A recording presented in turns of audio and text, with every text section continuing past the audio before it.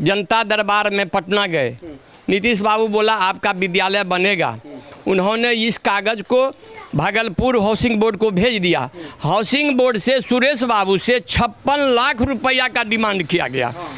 उनसे क्यों डिमांड किया जाएगा?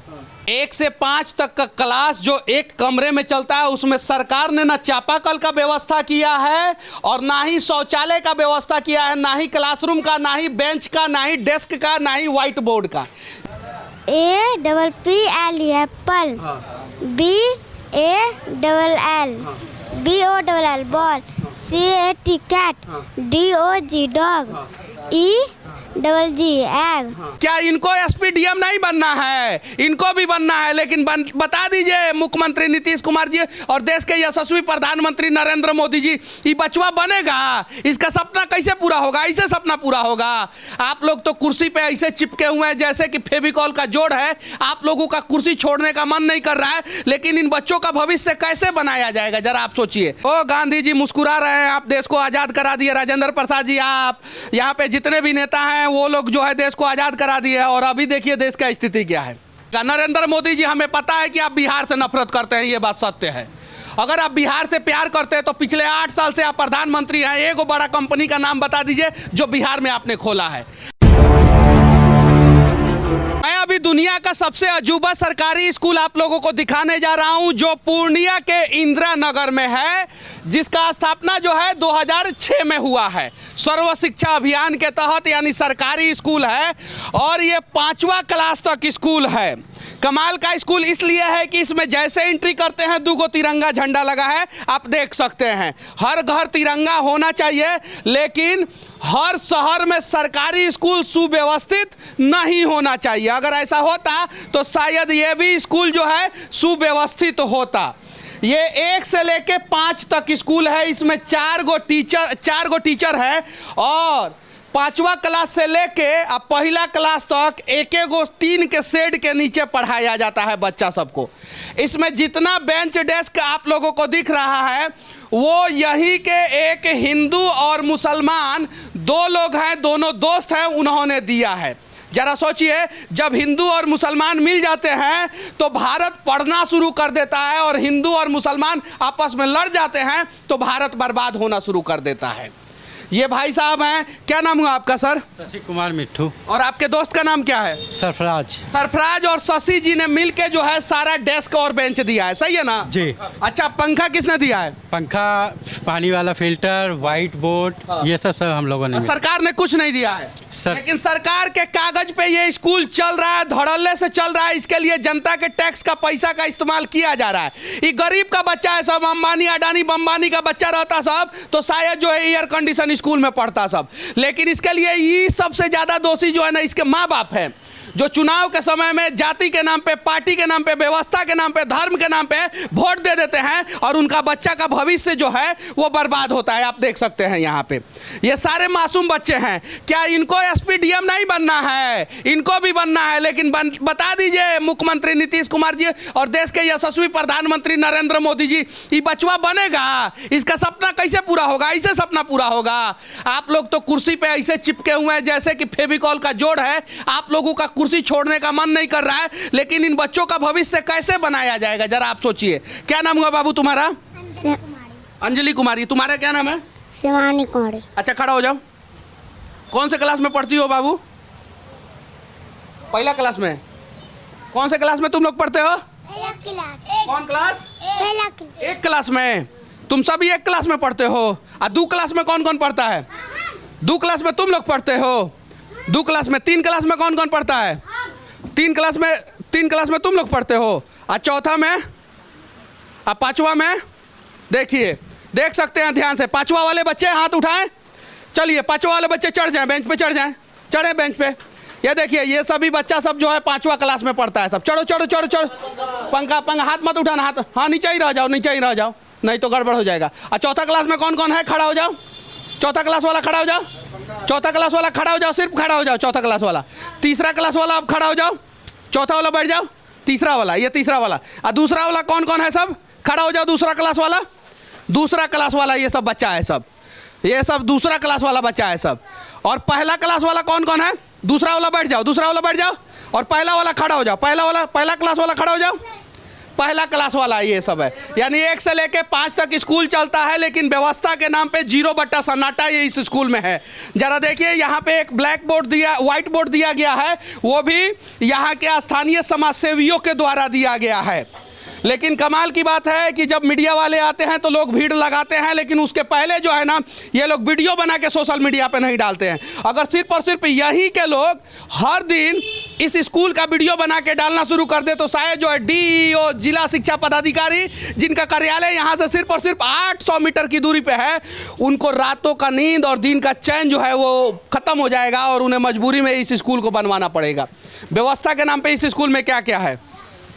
अभी तो आपको व्यवस्था के नाम पे बेंच, वाइट बोर्ड या फैन भी दिख रहा है, वेपर लाइट भी दिख रहा है। कुछ दिन पहले आते तो बच्चे जिस तरह यहाँ आप लोगों ने किया है जी, तो 0 है स्कूल में व्यवस्था के नाम पे, जबकि चापाकल भी नहीं है, चापाकल भी नहीं है। मात्र मुख्यालय यहाँ से 1 किलोमीटर है, DM कार्यालय या शिक्षा विभाग का कार्यालय 1 किलोमीटर के अंतर्गत है।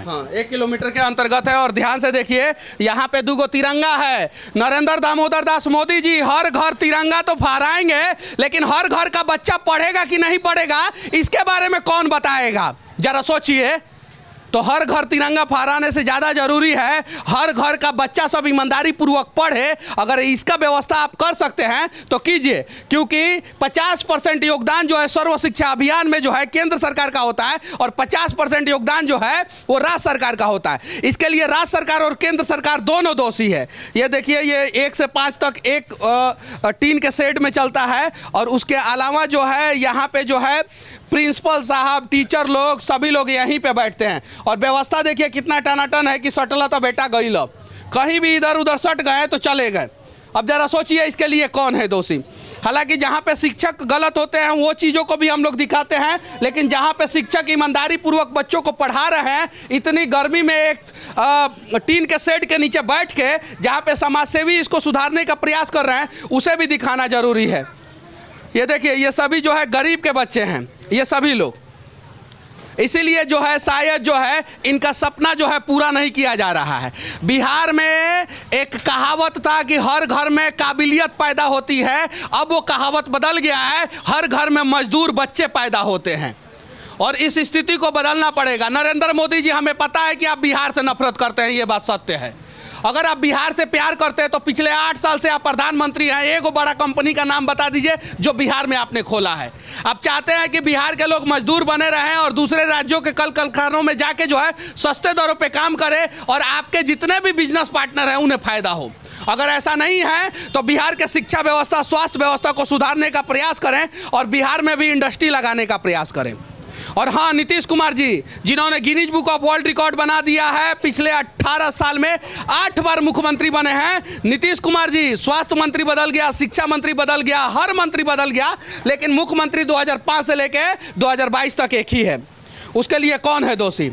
ये दृश्य कौन बदलेगा? कब बदलेगा ये दृश्य? हालांकि यहाँ पे कांग्रेस के भी नेता हैं, भाजपा के भी नेता हैं, जदयू के भी नेता हैं, RJD के भी नेता हैं और दूसरे क्षेत्रीय दलों के भी नेता हैं, लेकिन इस दृश्य को बदलने का प्रयास कोई नहीं करता है। जिस दिन बिहार का जितना भी विधायक, सांसद, जितना भी सरकारी अधिकारी है, उन सब का बच्चा जो है ना सरकारी स्कूल में पढ़ना शुरू कर देगा, उस दिन बिहार का शिक्षा व्यवस्था बदल जाएगा। लेकिन वो सब बिहार के लोगों का पैसा जो है, खून पसीने की कमाई जो है, लूट लेता है, अपने बच्चे को बोर्डिंग स्कूल में, प्राइवेट स्कूल में पढ़ाता है। और बिहार के गरीब लोग, जिनके टैक्स के पैसा से सरकारी अधिकारियों को सैलरी दिया जाता है, जिनके टैक्स के पैसा से जो है देश में विकास का कार्य होता है, नेताओं को सैलरी दिया जाता है, उनकी स्थिति ऐसे हो जाती है। देखिए, 100 में 90 बेईमान, फिर भी हमारा देश महान। महान कैसे होगा हमारा देश? जरा सोचिए। ये देखिए ये स्थिति। क्या नाम हुआ बाबू तुम्हारा? रोशनी कुमारी। अच्छा, कहाँ तक पहाड़ा आता है? 20 तक। 20 तक पहाड़ा आता है। और अंग्रेजी क्या क्या आता है? अंग्रेजी में A for एप्पल, हाँ, और ABCD। हाँ। A for एप्पल सुनाओ तो।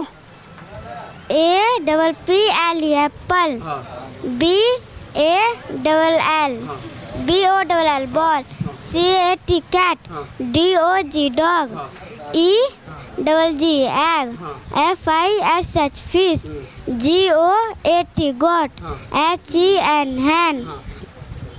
कौन से क्लास में पढ़ती हो?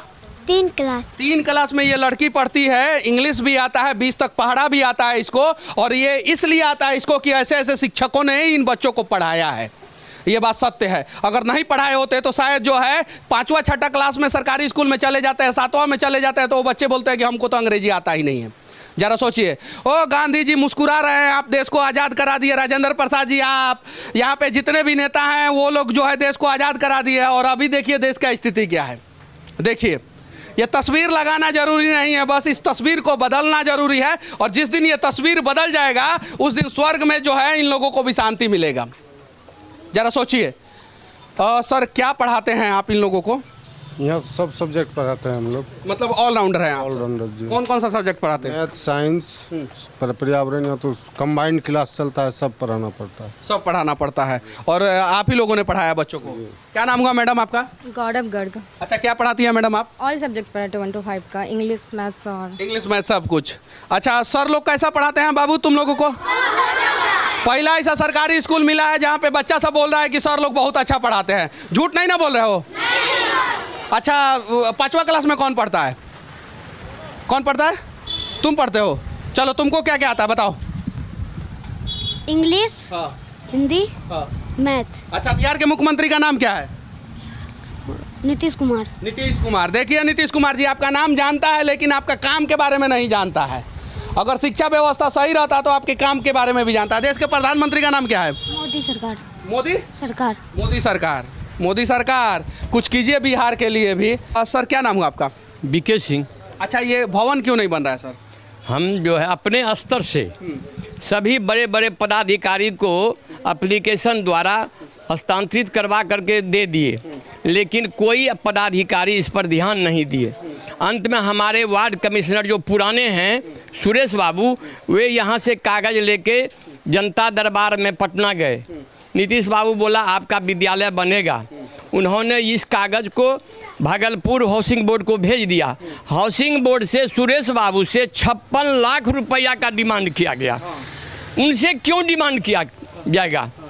वो तो विद्यालय के लिए लड़ रहे हैं कि विद्यालय में जमीन है, नक्शा में सब कुछ है। कितना कट्ठा जमीन है यहाँ पे? 24 कट्ठा जमीन है। 24 कट्ठा जमीन है जी, और उसके बावजूद भी नहीं बन रहा है। नहीं बन रहा है। कितना लाख? 56 लाख। 56 लाख रुपया उनसे डिमांड किया गया। नीतीश कुमार जी ने आदेश दे दिया कि विद्यालय को बना दिया जाए, फिर भी जो है यहाँ स्कूल जो बनवाने वाले थे उनसे 56 लाख रुपया का डिमांड किया गया। वो 56 लाख रुपया कहाँ से देते? सही है कि नहीं? जी, इस विषय पर मैं आप लोगों को थोड़ा सा बता दूं। दुखद परिदृश्य ये है कि जो टीन का छप्पर देखते हैं ये भी सरकारी पैसे का नहीं है, ये भी शिक्षकों ने चंदा लगा करके बनाया है। अब रही बात ये भवन निर्माण क्यों नहीं हो रहा है, तो बहुत दिनों से इसमें अड़चन था। जो आज से 16 तारीख की बात है, 16 तारीख को हम लोगों ने इस पर मुहिम छेड़ा है। तो मैंने डीओ, स्थानीय डीओ को पूछा कि क्यों नहीं बन रहा है, क्या प्रॉब्लम है आपको। तो फिर परसों उन्होंने हमको फ़ोन करा है और उन्होंने सारा कागजात भेजा है, जिसके आधार पर ट्रेसिंग मैप वगैरह सब कुछ बन चुका है। 1 से 5 तक का क्लास जो एक कमरे में चलता है, उसमें सरकार ने ना चापाकल का व्यवस्था किया है और ना ही शौचालय का व्यवस्था किया है, ना ही क्लासरूम का, ना ही बेंच का, ना ही डेस्क का, ना ही व्हाइट बोर्ड का। ये सारा व्यवस्था किसने किया है उसे मैं दिखाना चाह रहा हूं आप लोगों को। और जो लोग धर्म के नाम पे, जाति के नाम पे लड़ते हैं, वो डूब मरे चुल्लू भर पानी में। देखिए, एक नाम है सरफराज आलम, समाजसेवी हैं अररिया के, जो रहते हैं दुबई में, वो, और दूसरे साइड शशि कुमार उर्फ मिट्ठू जी, वो एक हिंदू और एक मुसलमान मिलके जो है प्रयास कर रहा है। जय श्री कृष्ण सेवा सदन चला रहे हैं ये लोग। और सरकार ने जब इन गरीब बच्चों के लिए कुछ नहीं किया तो उन लोगों ने बेंच का, डेस्क का, व्हाइट बोर्ड का व्यवस्था कराया, पंखा का व्यवस्था कराया। ये सेट जो है उन्हीं लोगों ने लगवाया है। जरा सोचिए, तो हिंदू मुसलमान का जंग लड़ने वाले हिंदुस्तान के हिंदुस्तानी लोगों, इससे कुछ सीखो और हिंदुस्तान का दृश्य बदलने का प्रयास करो, वरना इस देश के नेता मलाई खाएंगे। इस देश के बड़े बड़े पूंजीपति जो है वो इस देश को लूटेंगे और गरीबों के बच्चे जो है ना वो मजदूर पैदा होंगे, उनका सपना जो है पूरा नहीं होगा। तो प्रयास किया जाए कि सरफराज जी से सीखा जाए, प्रयास किया जाए कि शशि जी से सीखा जाए और अपने अपने क्षेत्र के स्कूलों का उत्थान किया जाए। अगर ये दोनों नहीं होते तो शायद जो है स्कूल में अभी बेंच, डेस्क और पंखा कुछ भी नहीं होता। सही है कि नहीं? जी, नहीं हो पाता। अच्छा, आपके दोस्त कहाँ रहते हैं? दुबई में रहते हैं। दुबई रहते हैं। क्या करते हैं वो?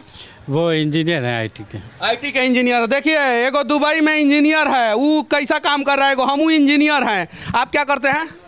हम प्राइवेट जॉब करते हैं। प्राइवेट जॉब करके ये चला रहे हैं और सरकारी जॉब करने वाले लोग जो है लूट रहे हैं। बढ़ेगा इंडिया। और तुम लोग ईमानदारी पूर्वक पढ़ाई करोगे ना? ईमानदारी पूर्वक पढ़ोगे ना? अगर तुम लोग ईमानदारी पूर्वक पढ़ोगे तो तुम लोगों का बच्चा जो है इस कंडीशन में नहीं पढ़ेगा। और तुम लोग अगर ईमानदारी पूर्वक नहीं पढ़ोगे तो तुम लोगों का भी बच्चा को ऐसे ही पढ़ना पड़ेगा। तो कौन कौन ईमानदारी से पढ़ेगा? हाँ, तो कौन कौन ईमानदारी से पढ़ेगा? कौन कौन ईमानदारी से पढ़ेगा? देखिए सरकार बच्चे ईमानदारी से पढ़ने के लिए तैयार हैं, बस आप लोग व्यवस्था कीजिए इन बच्चों के लिए। बस एक बार और बोलेंगे, जय हिंद, जय हिंद। चलो जाओ क्लास में जाओ।